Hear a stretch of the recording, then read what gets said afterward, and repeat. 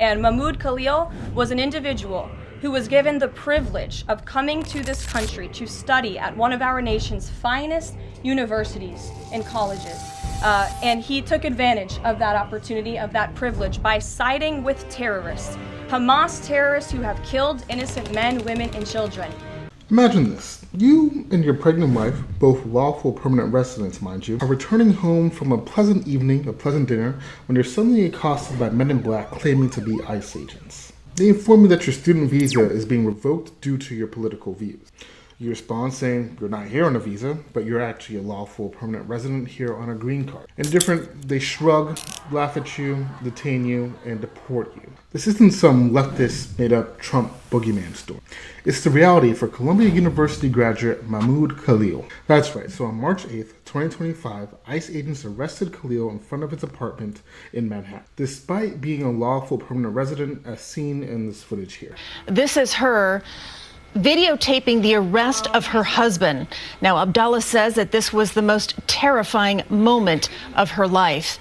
And of course, as we get some more information and background on this video, we'll continue to update the story. But once again, video of Mahmoud Khalil being arrested by ICE agents, that video taken by his wife, who is now 8 months pregnant. If you're wondering how this is possible, as this seems to be an apparent violation of free speech, he was actually detained under a rarely used provision of the 1952 Immigration and Nationality Act. This allows for the deportation of non-U.S. citizens whose presence is seen as detrimental to U.S. foreign policy.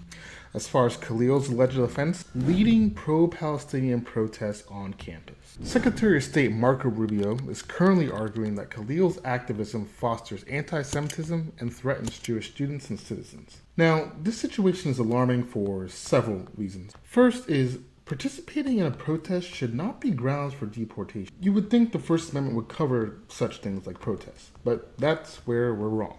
The issue is that 1952 provision that I mentioned earlier grants the government pretty broad discretion, which, unfortunately, in this instance, and I'm sure many others, has directly enabled political overreach. Now, the thing with Khalil is that he isn't just any individual.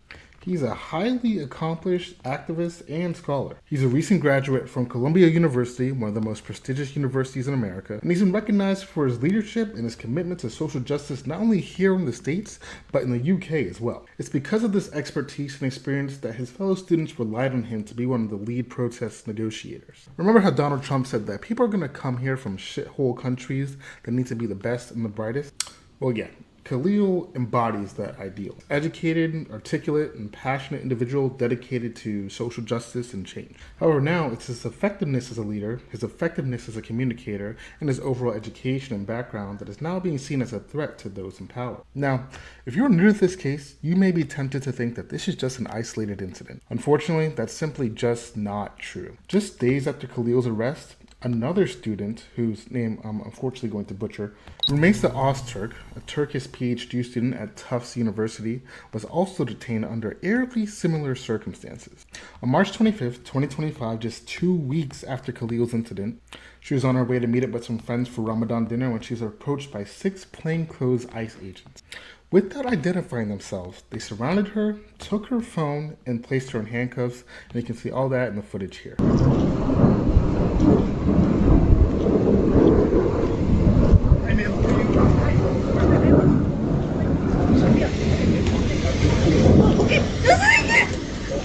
For nearly 24 hours, her whereabouts were completely unknown to her family, friends, and even her lawyers.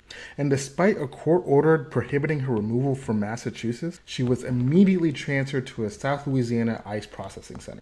And it says here that while detained, Öztürk reported experiencing multiple asthma attacks due to inadequate medical care and unsanitary conditions, was held in an overcrowded cell, was denied outdoor time, and faced restrictions on practicing her faith. Öztürk's alleged offense: co-authoring an article in the Tufts Daily that criticized the university's response to pro-Palestinian activity. Following the publication of her article, her name and picture got branded on the Canary Mission website, which is a website that profiles people and highlights people that are believed to have anti-Israel sentiment.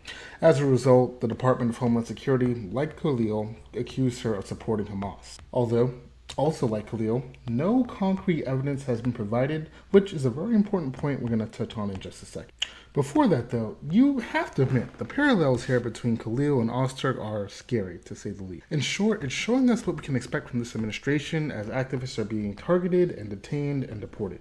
And I think it's more than fair grounds to start having discussions about the erosion of civil liberties and the right to free speech and protest in this country.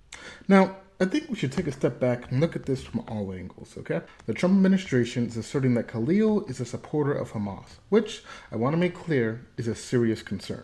Hamas is designated as a terror organization not only by the United States, but by several countries across the globe. They've also been accused of numerous human rights violations, including recruiting child soldiers, mass sexual violence, and mass violence against those suspected of being LGBTQ. Now, I really don't want to get into the litany of Hamas transgressions right now. That's not the point of this video. But to put it simply, Hamas is not an organization we should be supporting, regardless of what they may or may not have achieved in Palestine. However, and this really is the most important part, the evidence presented against Khalil and Öztürk is notably lacking.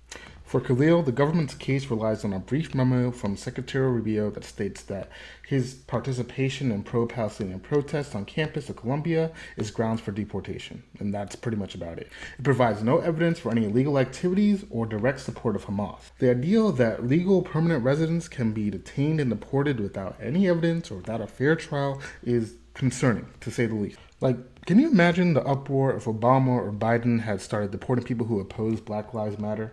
Republicans would have lost their minds, as they should, as that would have been a clear abuse of power. Yet, in this current political climate, we've witnessed a surge in anti-protest bills largely introduced by Republican-led states. In fact, since Trump's return to office, there has been more than 41 anti-protest bills, many targeting movements that are not only pro-Palestine, but also things related to climate change and DEI as well. This double standard should really highlight just how fragile our civil liberties are. It should also serve as a reminder that things like free speech and the right to protest should not be taken for granted and should be fiercely protected, regardless of if you support the speech and the protest in question. Khalil's case is not just an isolated incident, and it's not a case just about one guy. It's a warning. Today, it's just Khalil. Tomorrow, it could be any one of us. Black, white, Hispanic, Asian, it doesn't matter. But of course, as usual, I'm interested in what you have to think. Do you think Khalil should be deported? Or do you think the administration has gone too far this time? This has been Bridging the Gap. I'm your host, Rümeysa. Let me know what you thought in the comments, and I will see you next time.